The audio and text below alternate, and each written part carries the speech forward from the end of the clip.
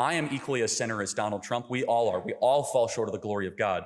But I will say that his willingness to rise to the occasion of something greater than he, to endure being shot and almost shot again and almost 700 years in federal prison, is one of the most courageous actions I've ever seen from a public elected official in the history of the West. Do you think Jesus would have voted for Trump? Charlie Kirk has become a major topic on this channel recently, especially after his appearances in the UK have sparked intense debates. In this video, we're going to look at a moment where he faces a challenging question that appears to put him on the spot. Would Jesus vote for Donald Trump? We'll watch the exchange in full, break down what was said, and I'll share my thoughts on the debate at the end. You've spoken a little bit about your belief in the sanctity of life and the inviolable dignity of the human person. I take it that you accept evolution. It depends what you mean by that. Do you think we've evolved from primates? I don't know. Okay. But I do believe in the biblical account of creation. I also acknowledge that there is an abundance of scientific research that shows adaptation. Species change is heavily inferred in the data. I don't know enough about it, but I believe the scriptures to be true. And you can be a theist and also believe in God-ushered evolution. Yeah, I completely agree. And so, of which I allow people much smarter than me to make determinations on that. It's completely irrelevant to my core theology, though. Okay. Are you happy for me to proceed with the question, Please, though, on that basis? Sorry, I didn't mean to interrupt you, but yeah. No, that's fine. So you're kind of vaguely, not vaguely, but you seem generally happy with the idea that maybe evolution is true. I hope that that's the case. I mean, well, I actually don't believe that. I think that okay. I'm not saying you said happy to that evolution is true. Well, not necessarily happy, but well, that was the word you used, though, right? Okay, fine. Willing to accept that based on the evidence, evolution is a fact. No, I'm not saying it's a fact. Fine. I'm actually, again, I say I'm open to have my mind moved, and I look at the data, but I believe, given the abundance of equal data that atheists must reckon with, that there is a fine-tuning problem to our existence that I believe warrants that there is a God, intelligent life came from a God, and I believe the scriptures to be true. That in the creation account, there is an allowance to say that God created the heavens and the earth and allowed us to either evolve through species. I happen to believe, through a faith claim, that human beings are designed. What that means is designed over a long period of time or designed immediately.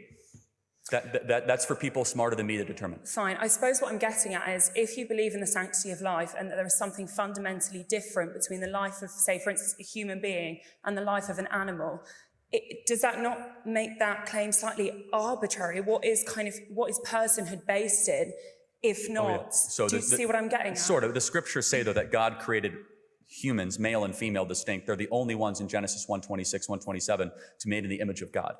Right, and exactly. so he called animals good, but they are not image bearers. Okay, but that word create is barah in Hebrew, and it's not clear whether or not that is created in an instant over a long period of time.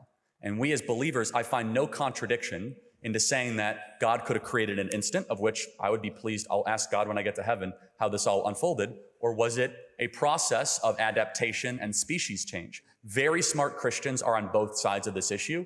And so there's what we call in Christianity closed-hand theological issues and open-hand theological issues. Closed-hand issues would be like the resurrection of Christ, the Trinity, and then there's open-handed, which would be like eschatology or the Eucharist or the creation account. This one allows, given the verbiage, it could be either way. Fine. I think just, I don't want to take up too much time then, but just kind of on that, you were talking a little bit about Christian values, and I'm intrigued by that. I get the sense that you're very much motivated by your faith. To what extent do you think Donald Trump embodies gospel values? Yeah, so he reminds me very much of Samson in the Bible. Both had, you can laugh. How many of you guys actually know about Samson? Great hair. He was a man willing to fight for a cause greater than he, despite some of his own moral troublings and moral missteps. All throughout the Bible, from King David to others, there are plenty of Abraham. Moses murdered somebody. How many people know that? Moses murdered somebody. How dare you? You could say a lot. Donald Trump has never murdered anybody. But Moses is like the most revered man in Judaism. You know, he was a murderer in Egypt. He took someone aside and just slammed him in the head and actually had to flee all the way to Midian because of it. We're all flawed. We all have original sin. How do I reconcile what he's doing with gospel values? Well, for instance, I mean, the gospel values to me would be, humility, compassion, forgiveness. Does he live according to those values, do you think? I actually, at times, I will say, he's far more magnanimous than people will give him credit. None of us are able to fill all those values. I will say some values that I think he does fulfill. He is a truth teller. And the gospel says very clearly that telling of the truth is one of the most fundamental things, the spoken word. So I'm not going to spend time here defining every moral decision that Donald Trump has made or not made. I am equally a sinner as Donald Trump. We all are. We all fall short of the glory of God. But I will say that his willingness to rise to the occasion of something greater than he, to endure being shot and almost shot again and almost 700 years in federal prison, is one of the most courageous actions I've ever seen from a public elected official in the history of the West. Do you think Jesus would have voted for Trump? Do I think Jesus, first of all, Jesus intentionally didn't vote and did not care about the Roman guard. You remember he said, pay unto Caesar what is Caesar, render unto God's what is God. Do I think Jesus would love some of the stuff that Trump is doing? It's a silly question, but I'm just, No, I mean, fine. It's like, what did Jesus teach us? Jesus says, don't touch children. Okay, so he would love the fact that Donald Trump repealed Roe versus Wade. He would love the fact that child sex trafficking is being focused on in this current government.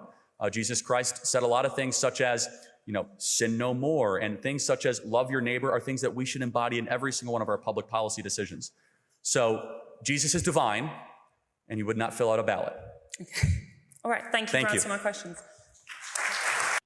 Now, I don't know about you guys, but that was a very interesting exchange. In my opinion, the conversation really started to become more compelling when the final questions were asked. Does Donald Trump truly represent gospel values? And would Jesus have supported him politically? Charlie Kirk presents himself as someone guided by his Christian faith, and during the discussion he emphasized that truth is one of the most important values in Christianity. But that raises a bigger question. How closely do the actions and public image of Donald Trump align with the teachings of Jesus? When we look at some of the core values associated with Christianity, such as love, forgiveness, humility, and compassion for the vulnerable, critics argue there are areas where Trump's words and actions appear to conflict with those principles. For example, Jesus often taught about loving your enemies and showing compassion, while Trump's approach toward political opponents has frequently been described as confrontational and aggressive. Supporters may argue that his willingness to fight for his beliefs is a strength, but others see it as the opposite of the humility and forgiveness emphasized in Christian teachings. Another point raised during the debate was the idea of Trump being a truth teller. This is a subject that has been heavily debated, with fact-checkers and media organizations documenting numerous false or misleading statements throughout his political career. Ultimately, the question asked by the student was powerful because it challenged the connection between faith, morality, and politics. Whether people agree or disagree with Charlie Kirk's answer, it opened up a much larger conversation about what it truly means for a political leader to represent religious values.